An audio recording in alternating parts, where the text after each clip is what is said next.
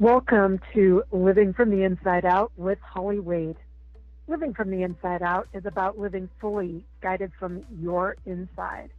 Holly shares the wisdom of how your mind, body, and spirit are truly connected and that you deep down know your own answers. Holly and her guests will provide tips, practices, and inspirational stories to help you approach your life from your own heart. And here's Holly.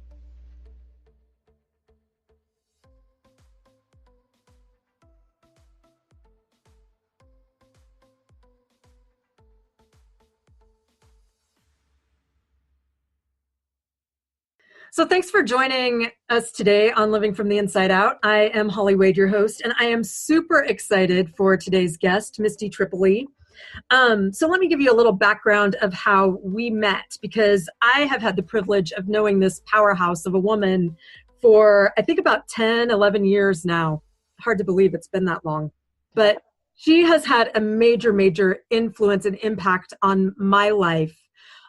Because she's the force that she is, and because she not just teaches, but she lives out what she teaches. So to give you a little background of how we met, I was living in Virginia, and there was a conference in DC at the time. Misty was the fitness guru, or one of them, and she happened to be at this conference.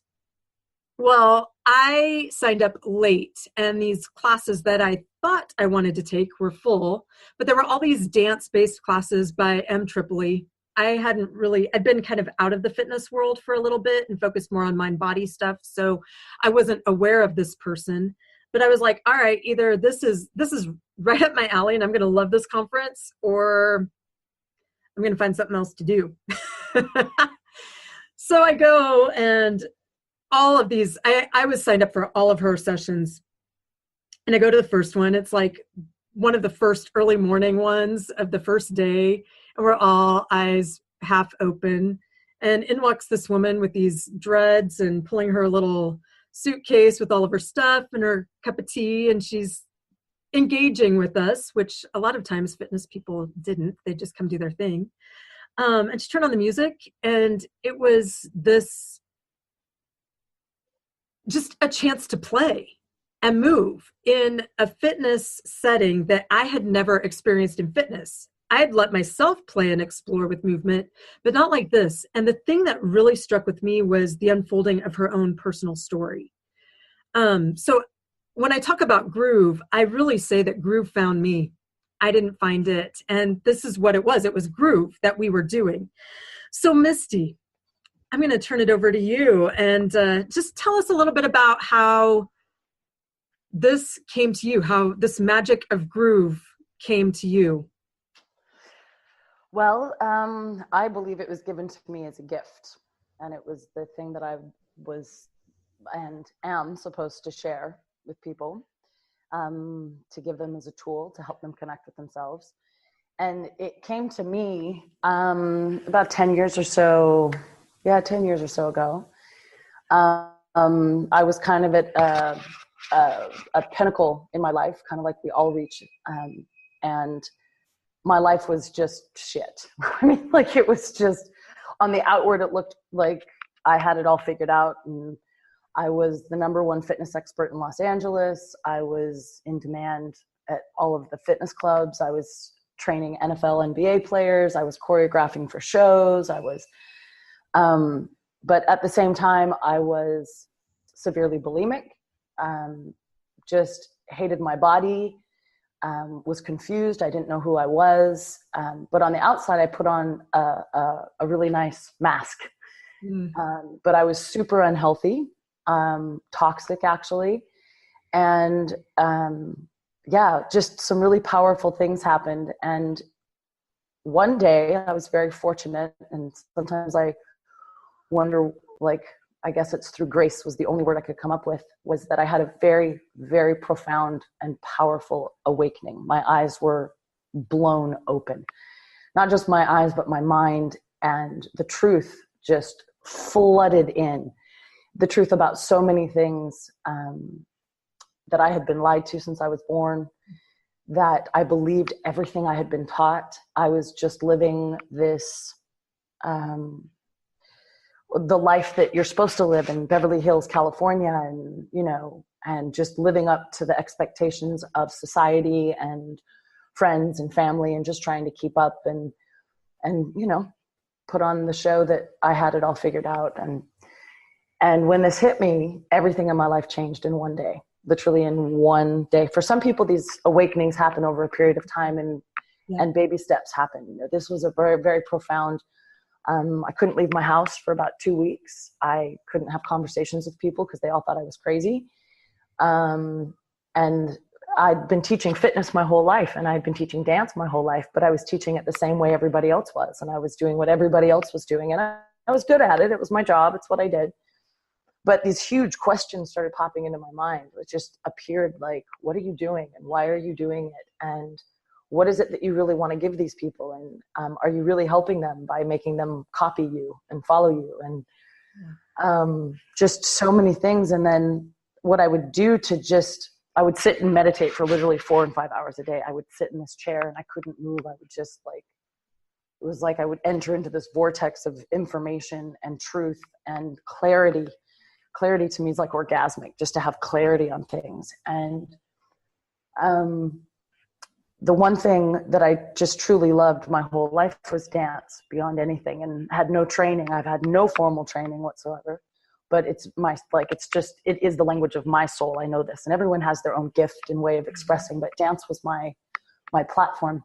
But I never actually let myself really, truly go.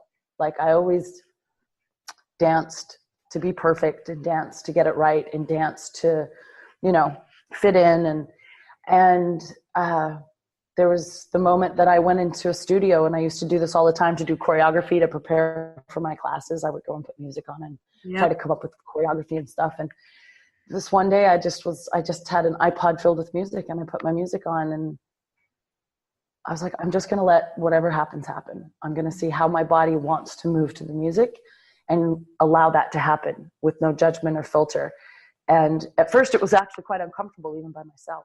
I felt stupid. I was so sure someone was looking at me, and and it was in that one day, which was interesting, when I very first allowed that to happen, that was a huge download. And the download that came to me was groove, and how I was supposed to teach, in this way of moving that I was doing that felt so good and felt so natural. And actually, like I left that session no pain in my body, because I was always in pain. I was in my 30s and always in pain, and I was a fitness expert, and I was always in pain.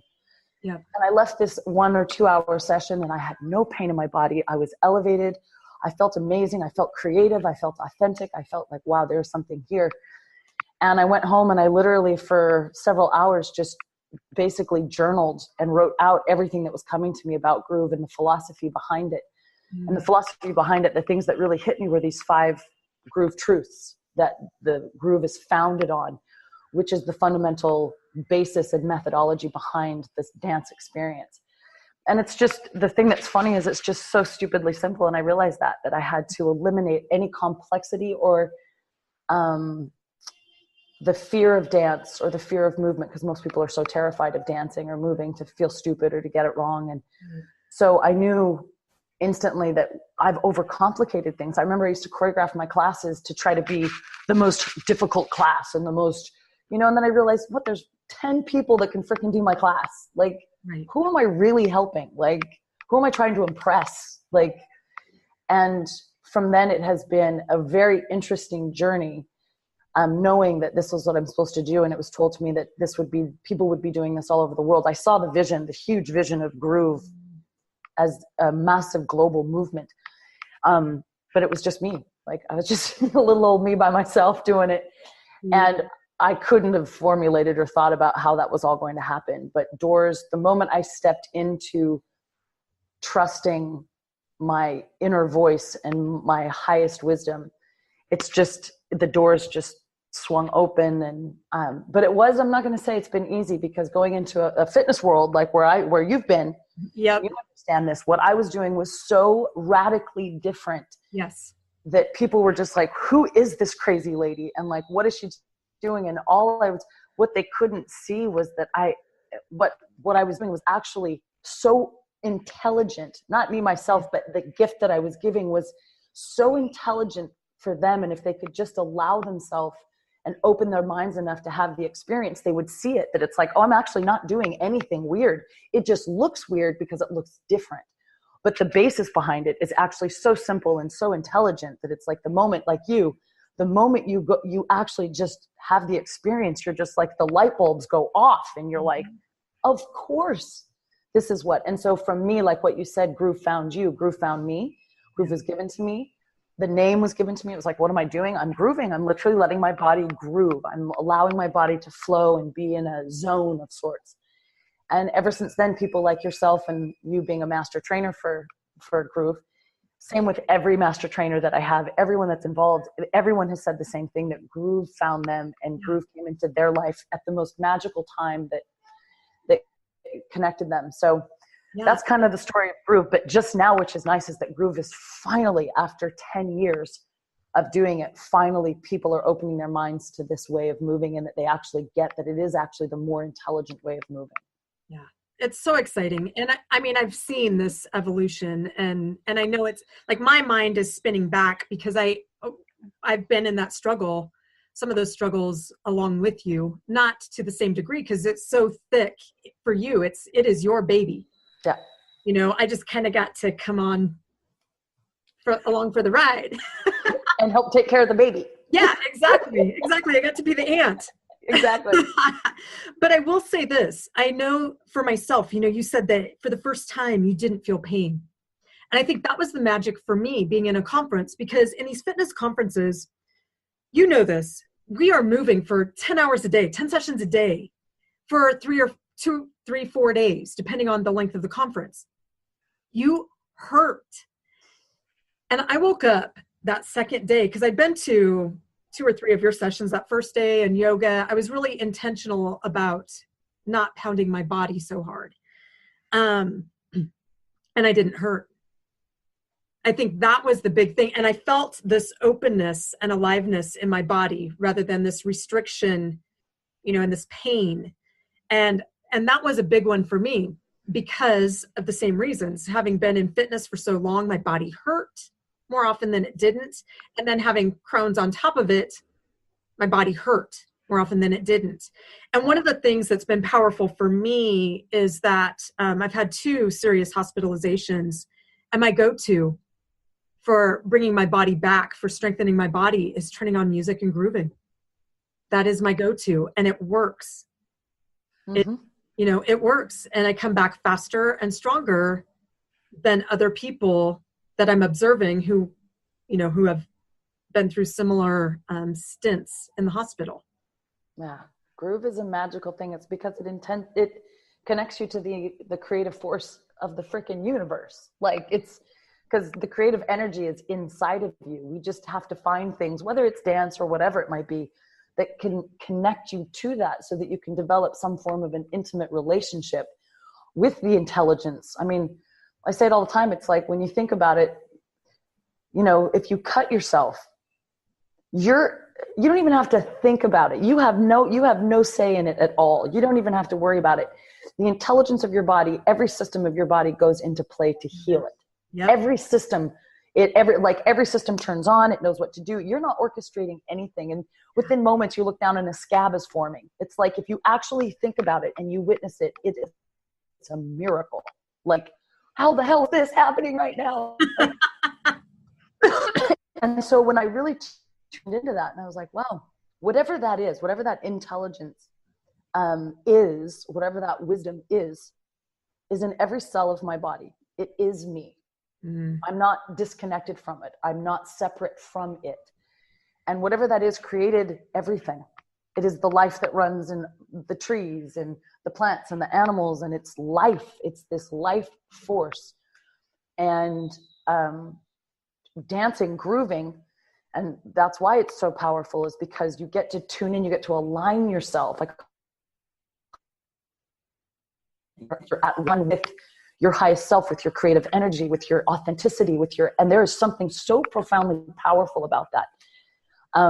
That, you know, if there's some people that have felt it, and if you haven't felt it, I highly suggest that you do something whatever it might be that tunes you into that. Because once you tune into that relationship of tuning into the higher self and trusting it and knowing that your way, which is one of the groove truths, that your way is the right way and you cannot get it wrong. It's impossible to get it wrong. And when you're tuned in, it is perfect. It's right. And it shouldn't look like anyone else. It shouldn't sound like anyone else. It shouldn't be like anyone else. And to really trust. And that's where people really have a hard time, is trusting that voice, because they don't understand it, or it seems crazy. And they're like, there's no way I can do this. There's no way. So the brain takes over and overthinks it and destroys the whole, destroys that creative process or that potential of an idea or a desire or even a guidance for a way that you should go, or, like, you should go down this road. Oh no, I shouldn't go down that road. No. And you tell yourself a story instead of going with the total gut instinct of, actually, no, I really feel like I need to go this way today. Like, and we just ignore it. We ignore and we ignore and we ignore. And just, if you can, whatever you do, even if it's just sitting in stillness, I think stillness is just as profound as movement. Yeah. Like when you just go into nothingness and you let your body go still and you just watch the movement of your breath and you sense the aliveness of your body. You don't have to think about it. You don't have to put labels on it. You don't have to try to figure something out. It's just, in fact, the less you try to figure something out, the better. Like, because then your brain is trying to analyze, which is its job. It's a good brain. You have a good brain. That's what it's doing, what it's supposed to do. But when you become a witness of the brain and you become a witness of the mind instead of being the mind, it's a very profound shift. So, in this evolution of groove, I've never thought about this before, because I know for me, those groove truths, like, just keep refining themselves. And the more I groove, the more it's like, oh, you're not living it here. You're not in alignment here. And it's beyond the dance floor. Like, totally. No one cares what you look like. Well, then it starts to trickle into my life. Like, no one really cares what decisions I make about my business or about relationships or about, it doesn't mean people don't care about me. Right. They're not obsessing over these decisions that I make, yet we kind of base these fears or these stories on, oh my gosh. So how has this kind of refined for you? Because you're the queen of it. You were the leader for all of us in living these. Well, it's a daily thing. It's like, so people out there that don't know the groove truths, let me go through them really quick. There's 5 fundamental basic. So when we apply this to movement, and this is what creates the groove dance experience, but these simple truths, like you said, transcend the dance floor, and it basically goes into all areas of your life. And the first one is that no one cares what you look like. No one cares what you're doing. And if they do, it's actually their problem. It's not yours. Right. And if someone has an issue with it, it's their issue, not your issue. Like, when you realize it's actually, that has nothing to do with me. That's their own whatever. And also, it really is, people really don't care. Like you said, people do care about you, but they don't care. Like, I realized that I was so obsessed about my body and what I look like. And I realized the people that actually love me don't care.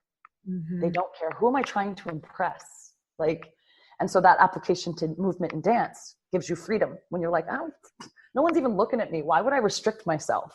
Like, who am I really trying to impress here? Right? Because nobody here is looking and nobody cares. The second truth is that your way is the right way. And that when you choose to do something your way, move your body, it's the perfect way. It should. And that ties into the next truth, which is that you are a unique individual. Yes, we're all connected. And this is what's so magical about groove, is that it's a united experience, but individuality is so important, to know that we are an individual and we have our own personal way of expressing, or whatever that might be, so that you're unique and you should absolutely look different. You should do things differently. The fourth truth is that no one is going to do it for you. It is so massive. It hit me like a ton of bricks, because as a woman, in some way we've been duped or unconsciously trained into believing that someone is, or something is going to rescue us. Mm-hmm. Something is going to save us, or someone's going to answer all our questions for us, or someone's going to sweep us off our feet and make us happy. And, like this whole knight in shining armor, or in anything, like someone's gonna discover me, and all my problems are gonna go away, and someone's gonna save me from myself. Yeah. And we don't say it out loud, but there's a deep thing in there, like this waiting for my partner, or waiting for my whatever. Yeah. And wow, did it hit me when I was like, Misty, you've been through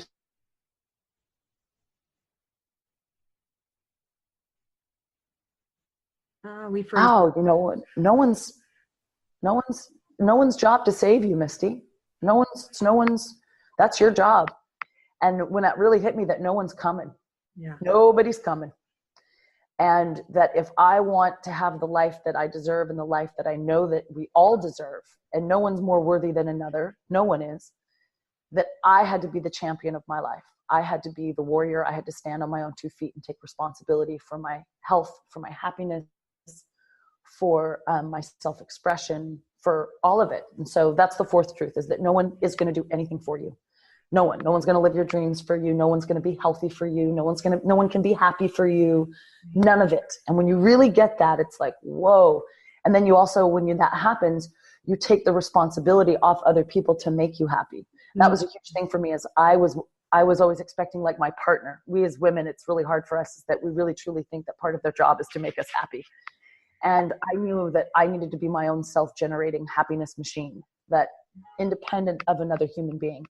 Even though you'll be affected and you get emotional and all those things, but I was like, wow, my happiness can't come from them. It's too fragile. It's too susceptible if I let it be something outside of me. And then it's too up and down. And I'm tired of the up and down. Yep. And then the last one is that those other 4 things, these 4 ideas of no one cares what you look like, your way is the right way, you are unique, no one is going to do it for you. Those are just ideas. They're ideas, they're concepts, they're basic truths, but they don't mean anything until you apply them. And that practice is where you actually gain knowledge. And part of if we choose to, and you don't have to, if we choose to apply truth, what we actually truly know to be true to our lives, it changes everything. Mm. Like the moment I changed, that I literally, from one day to the next, where I was like, I don't give a flying fuck what anyone thinks about what I'm doing. Yeah. I really don't care. I'm not here to impress anyone. I'm here to impress myself. I don't care if someone likes what I'm doing. I don't even care if you like me. I actually don't care. That's not going to make or break my happiness if someone approves of me or doesn't approve of me. The most important thing is that I approve of myself, and that I'm okay with myself. And, wow. And so that's what I mean. It's the application of simple truth every day. And isn't that ultimate freedom right there? Total. It's not just, it's full liberation. When you liberate your mind of what other people think and those thoughts, I realized I gained so much more of my capacity and my mental capacity back, because it wasn't filled with what other people were thinking, because it no longer existed in my mind. I'm like, and it would jump back in. I'm not going to say it was like it didn't jump back in and I'd start thinking about it, but all I had to do was tell myself the truth, and it would just wash away. It's like, there you go again, Misty. Your brain worried about what other people think and thinking about that and analyzing it. Just stop that. Who cares? Do it anyways. And it was interesting how my dancing changed, my work changed, everything changed. My relationships changed, everything changed the moment that truth became a reality for me. Yeah. I think that's the big one, is the relationships. I've observed that in my own life, from friendships to dating relationships to, just the gamut.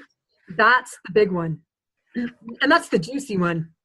Well, because that's the nectar, right? Like the number one is the relationship with yourself.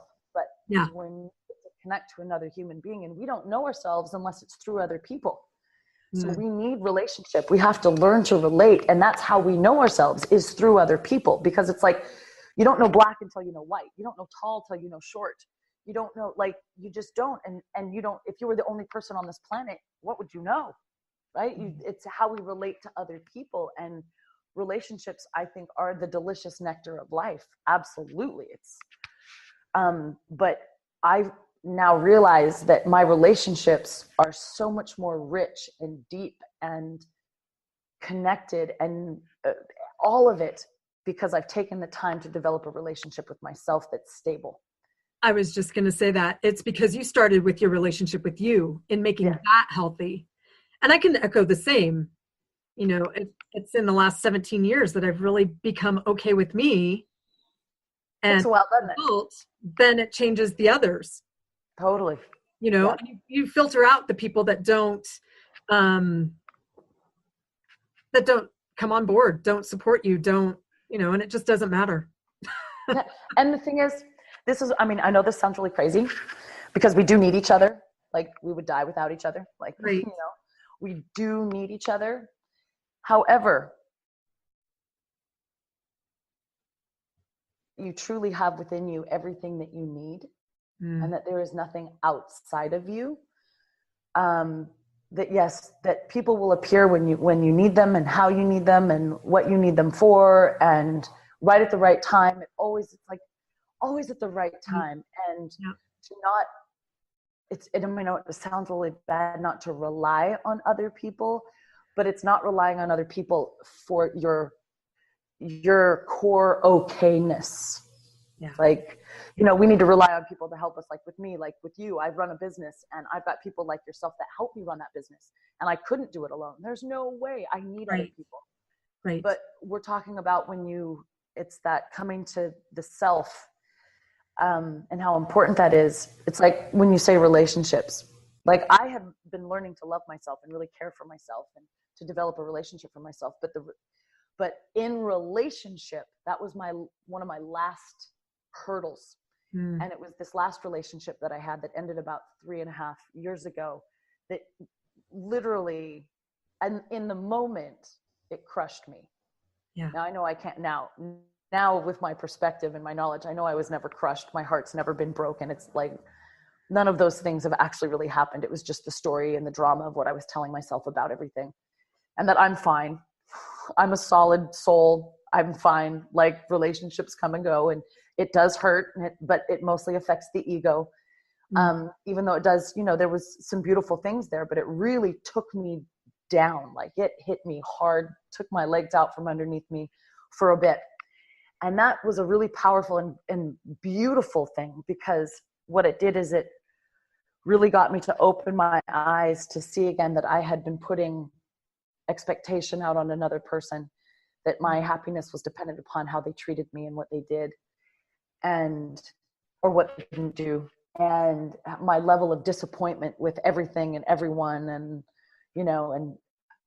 and that relationship shifted me that final little kick that made me go, Misty, you are not going to get into another relationship, a serious, romantic, committed relationship, until you've married yourself, until you have learned to actually love yourself the way you want someone else to love you. Not just self-love, hey, everybody, I love myself. I was like, no, because I was looking and I was wanting a partner to touch me a certain way. I wanted to be loved a certain way. I wanted someone to talk to me in a certain way. I wanted certain ways of that. And I was always disappointed when I didn't get that from someone outside of me. So I was like, well, maybe if I keep wanting it from someone else and I'm so disappointed, why don't I just do it to myself? Yeah. And that was a huge thing for me. So I've literally for the last couple of years been in a beautiful marriage with myself, and a committed marriage with myself. And it has been so delicious, like mind-blowingly delicious at what is possible when you really truly, like, I would buy myself flowers for years, but then it became different. Then it became self-touch. And I was like, talk about getting uncomfortable with yourself, because I've had, like you and many other women, so many restrictions around sexuality and even masturbation and all of these things. Like, I felt so stupid masturbating. Like, it was like, this is, just weird, because I'd always been taught that was wrong. And,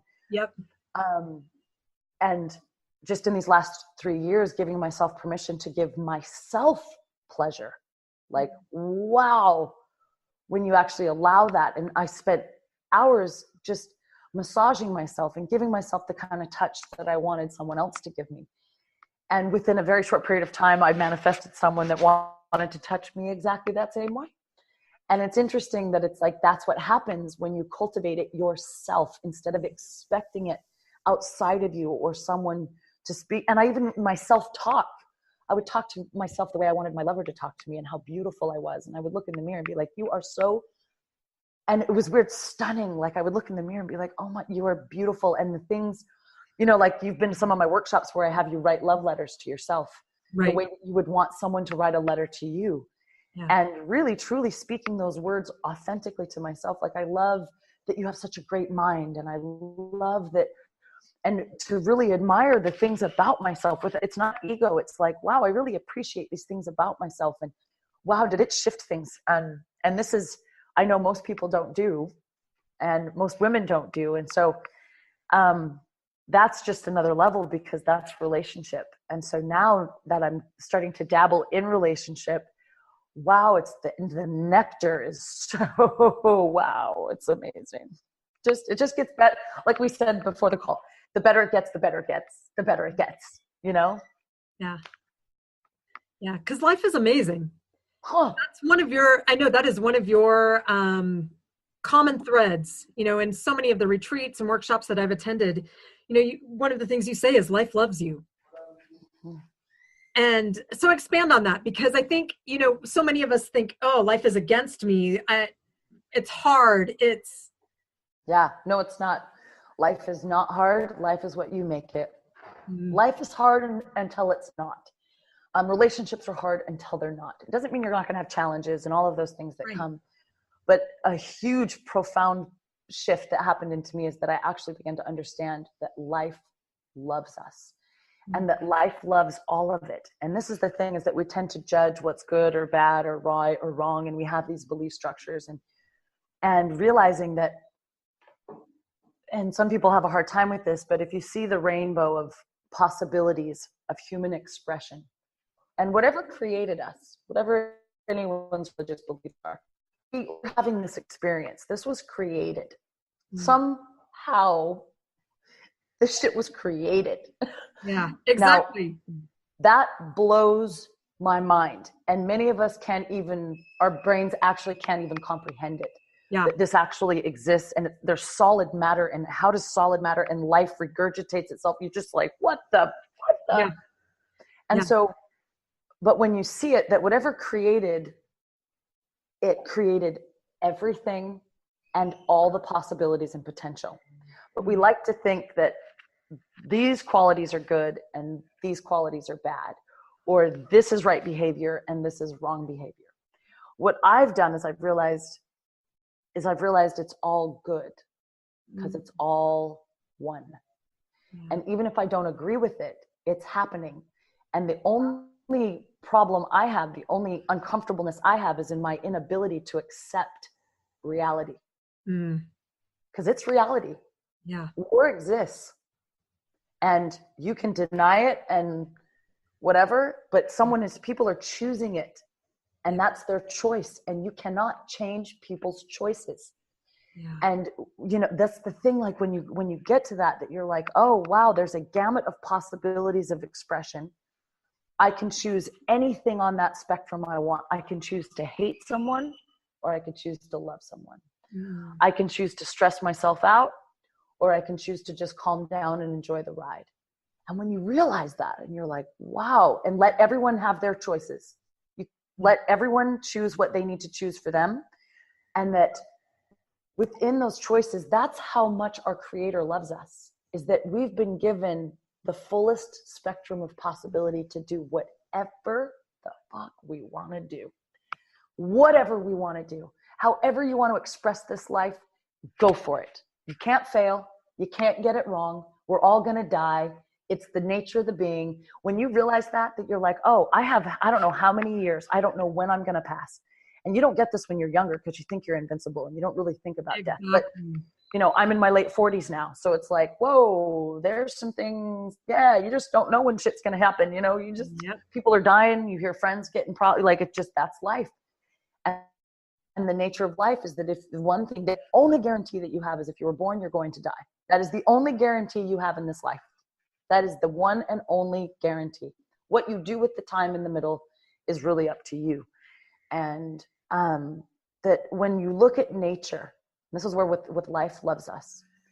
When I just witnessed this planet, and I witnessed the plants that just like literally, that just like life just abundantly gives to us, just pours out to us, but we restrict ourselves in receiving it. But life and the nature nature, the fundamental basis of nature is well-being. And it renews itself constantly, and it renews itself constantly, and it just gives, and it gives without expecting anything in return. And that's the part that makes me just so giddy, because when you look at anything that you've created, like I've created Groove, and I love Groove like a baby.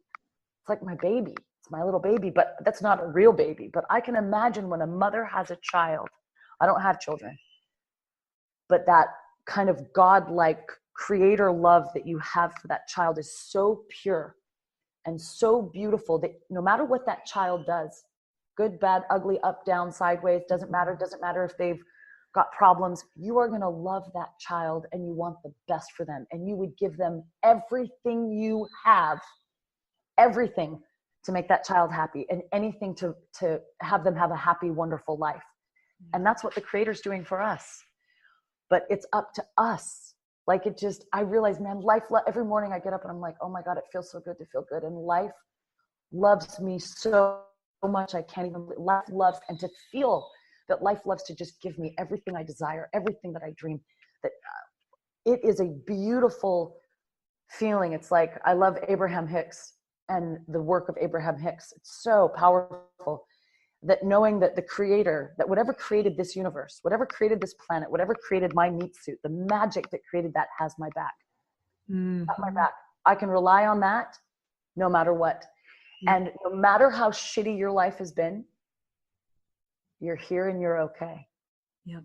We've always been okay. We always get what we need. Everything, even if it seems like the worst, most tragic, awful thing, we're here. We got through it, right? Yep. We got through it. Like, it's all good. It's all good. Yeah. The thing that I have observed with my own self is that, just like creation, there is this life cycle. There's birth, growth, death, and then regeneration. And there is the cycle, and that repeats in our own lives. And I have learned that the tighter I cling when things are kind of falling apart and disintegrating so that something else can be reborn, man, it's like I just cling really tight until the universe says, you know what, I'm just going to take over. And if I would just keep that loose rein, keep my palms open and just be like, all right, I know that from the way this looks right now, I'm not very comfortable, but I know that somewhere out there, it's all going to come together in my favor and be okay. It always does. No, it is. It's okay through the whole process, but we just don't see it that way. Well, because it's hard to, because when you're in it, you're in it. Yeah. It's like you can't fix a problem with the same consciousness that created it. Yeah. So when you're in it, it's very difficult. So this is where personal practices come into play, so that you can step out of it for a little bit and at least gain a little bit different perspective, so that you can have a little bit different, awareness of it, and actually tell yourself the truth. I'm always okay. Every little thing, that's why it's my favorite song, The Groove. Every little thing is going to be all right. Don't worry. Every little thing is going to be all right. And it always is. And then we're going to die. And then we think death is so tragic. Is it? Is it, or is it just part of the deal? We think it's tragic because we've told ourselves these stories around it. And, it's not like it's not like I want to go die. I freaking love this life and I want to enjoy it to the fullest and I want to be here and have fun. But I don't think my programmed life cycle, I have no idea. I have no idea when it's going to go, and but when you realize and you start to gain the awareness that you have the power to choose, you really truly have the power we are not here to suffer. We are not here to suffer. I know this. Suffering is a belief. Yeah. And one thought, depending on how you look at it, can make you suffer. And looking at it like when I turn on the TV and I look at what's happening in the world and I start thinking these thoughts of, and war and people dying. And I suffer. Yeah. I suffer. And when I look at it and I go, you know what? That all is existing out there. And no suffering I do is going to help any of it. It's not going to change it. it's not going to help it. But also what we deal with as women and as people is that we feel bad if we don't feel bad. Yeah. Like, I should feel, oh my God, I can't believe I don't feel bad about this. I should feel bad about this. I'm such a bad person if I don't feel bad about this. And it's like, no, it's not your job. Yeah. You will do no one any good by feeling bad about something you can't control. Yep. Amen to that one. What a waste of your precious time.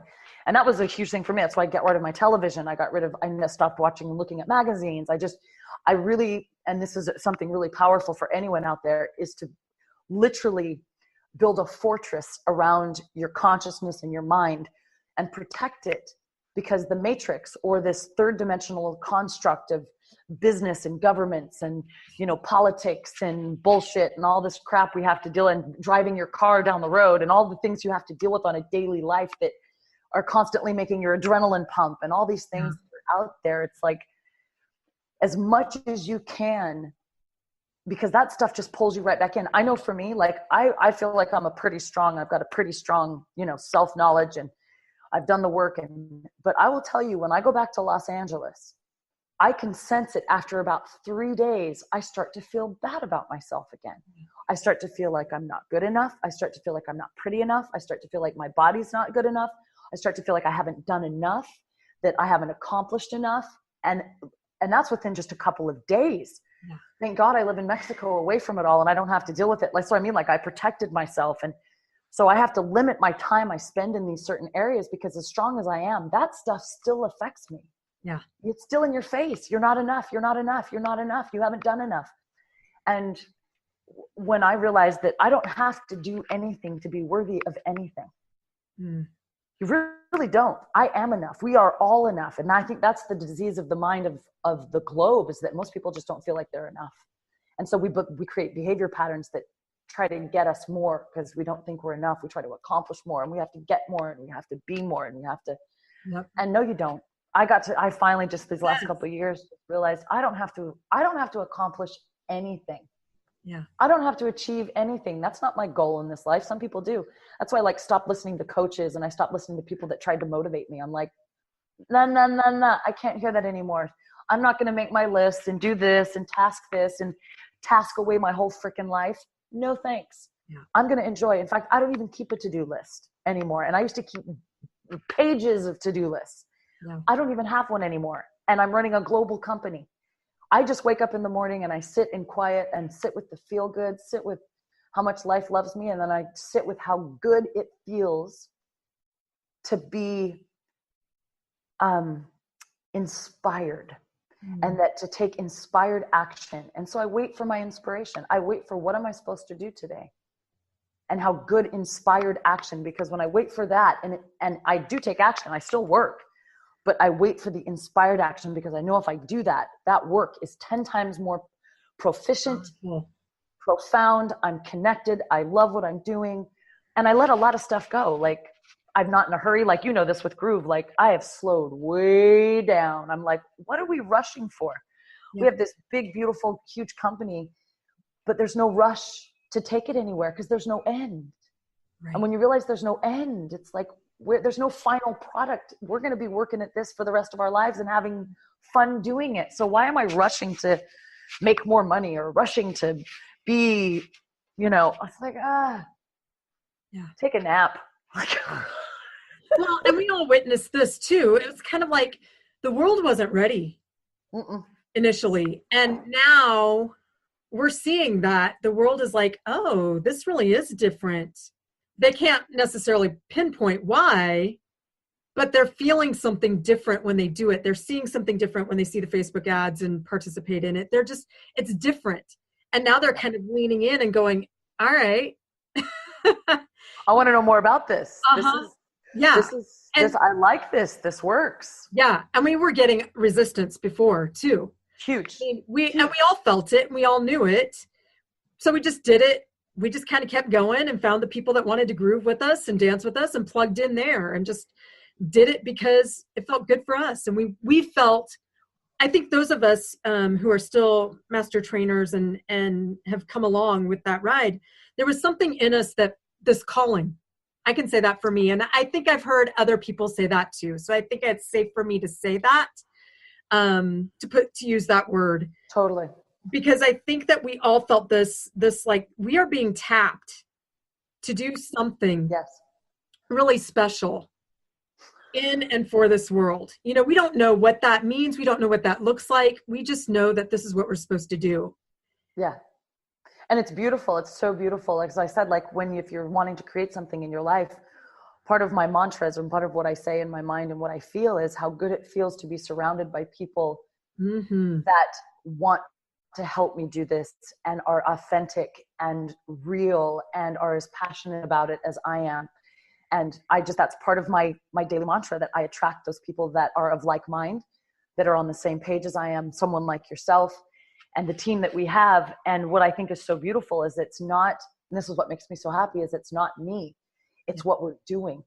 I'm the leader of it, which is great. I'm honored to lead the team and to lead the movement, but ultimately it's because of what we're doing and what it provides for people. And that you guys go out in your own communities and share this, and you get to witness how it impacts people just even on that level, and how powerful that is to share it with people. And it's like, I'm so blessed. It's ridiculous to be surrounded by so many awesome people like yourself that believe in this message and what we're doing. It's just incredible.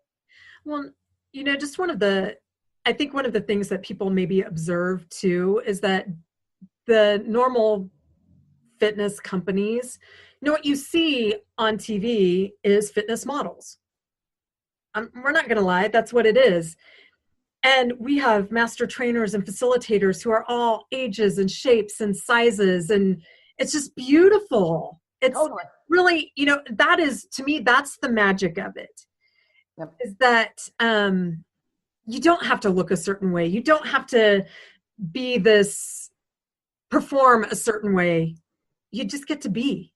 You get to be. And that's why it's been so important for me, and part of the battle of creating this and trying to bring this concept out to the masses, the people that actually really need it, is that they're so used to buying into products or something. When they see an image of someone that's perfect, they're actually buying into that image. Yes. That's part of what they think they're going to get if they purchase that product. And many companies that have wanted to help me with Groove wanted to use that level of imagery to help me sell the product. And I just refused. I've turned down countless offers of people that wanted to try to turn it into like the next Zumba or whatever. And I'm just like, no way. Because no way. When we buy into those images, we fail every time. Every time. It doesn't work. And that's why the people that do them try and look for the next thing. And that's why I did it too. I remember living in LA, and I would turn on the TV and I'd see infomercials. I would see a gadget that would make my stomach flat. And my closet was filled with stupid shit that I bought into, thinking that it was going to make me better. Yeah. And I'm adamant on putting out a new message now, especially at this time, because I think people like us and more people, especially women of our age, are just sick and tired. Yeah. Sick and tired of the bullshit. Yeah. We are tired of the lies. We're tired of trying so hard. We're trying to have to work that hard. We're tired of thinking that we have to be perfect. We're tired of buying into this image of beauty that's impossible. We're tired. We're done. And I'm done. That was another thing. I'm just done with it. It's because it's just not real. No. It's not sustainable. It's not realistic.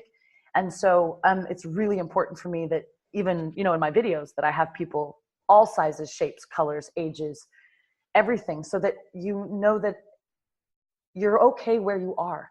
Yeah. And that if you're going to work really hard to try to change your physical body, have fun with that. Yeah. It sucks. Yeah.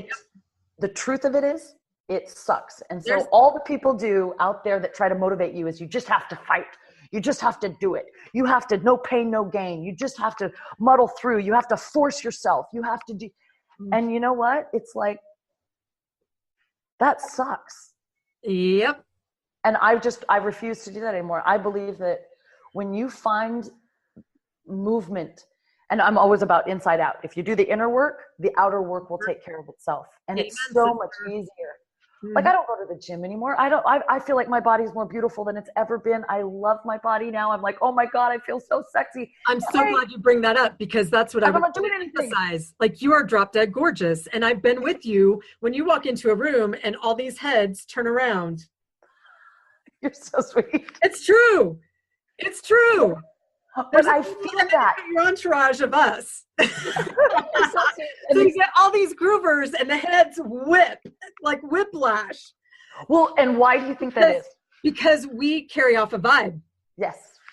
And I noticed this, I could observe this with myself when I was salsa dancing, because I'd walk in with this different confidence, and it hadn't, you know, it was all about that. It was the vibe I was putting out, and my body had changed because I'm doing it differently. And what's interesting is that I saw a picture of myself in my 20s, not all that long ago. I was going through some stuff and I was like, oh my gosh, I did not look healthy.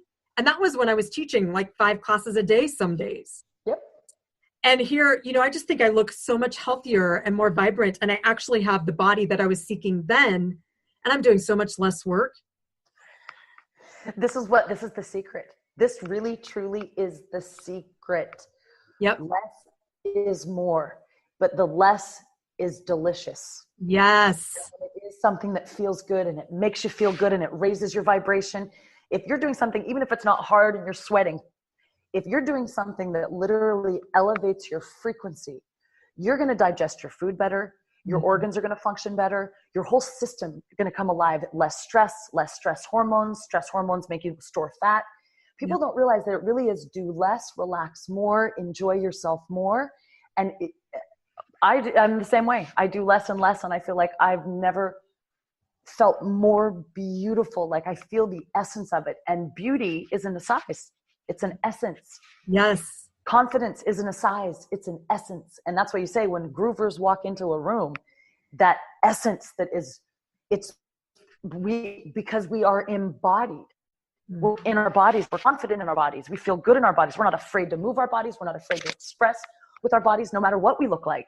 And that is so freaking sexy and attractive. People, like you say, people. Because it's rare. People, exactly. Because most of us are insecure. Yeah. We're so insecure. And this is one thing, like, I know the next level of my work is going to be going into is to really dealing with the insecurities of women and how that holds us back and restricts us, and what that really does to our psyche, and not just our psyche, but our health, mental, emotional, and physical. It goes to the cellular level. Yep. Your cells read it.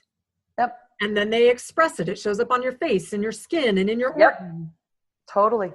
And so that's where I know, like, I've done Groove for so long, but I know now that my work is going to become more and more intimate and more really focused in on the voice of where I know I have the greatest voice, which is with women my age or older and younger, you know, around this age group of, we're starting to get to the point in time in our lives where we really are ready. We're ready to own our sensuality. We're ready to own our sexuality, our confidence, to be okay with who we are, and to live the lives that we deserve. And that's where my work now is.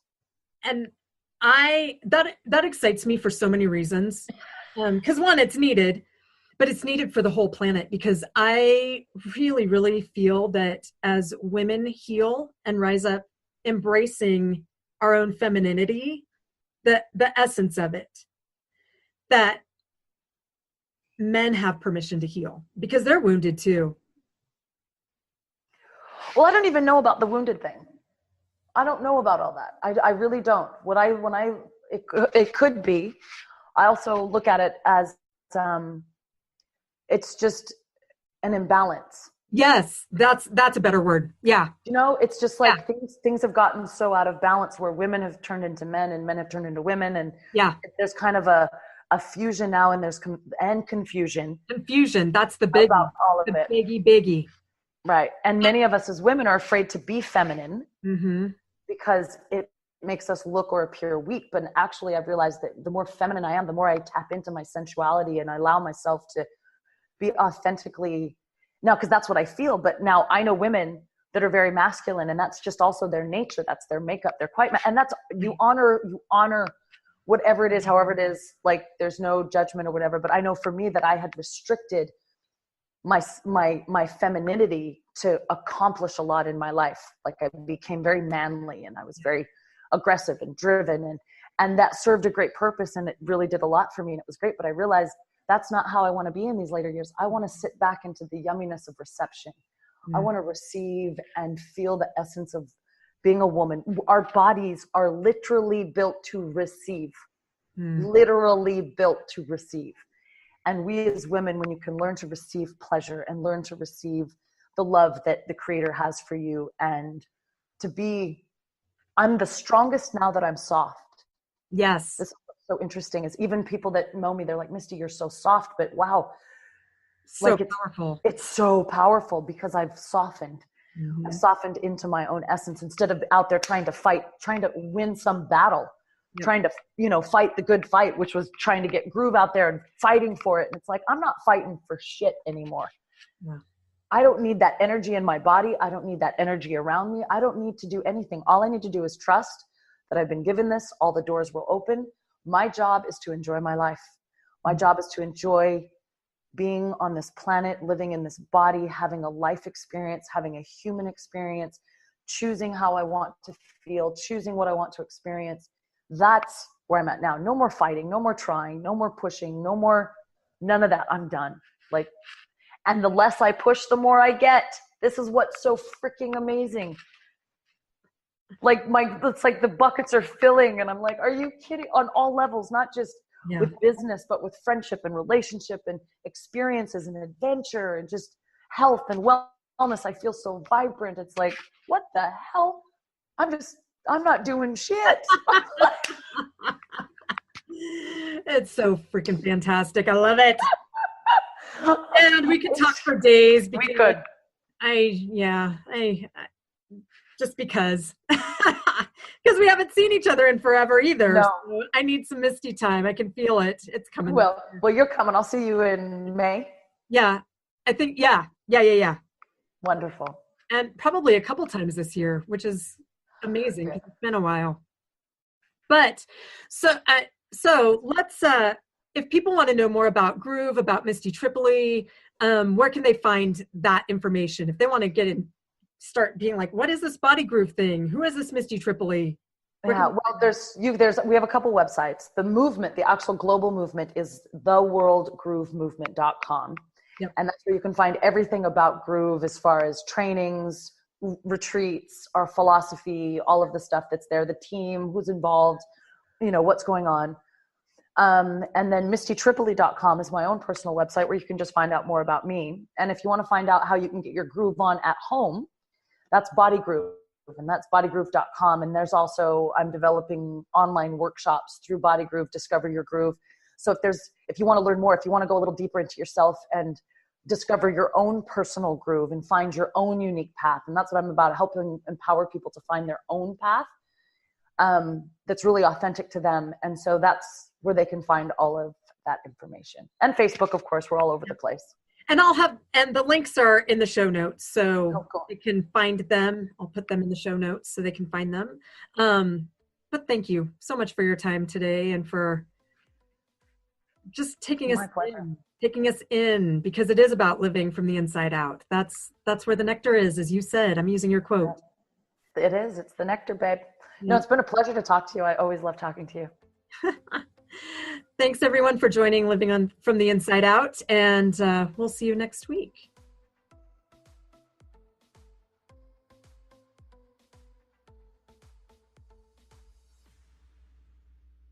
Thank you for joining us at Living from the Inside Out. Listen every Tuesday at 6 p.m. Eastern. To connect with Holly, just go to www.globalvoiceradio.com. Global Voice Radio is where your voice and your message is heard.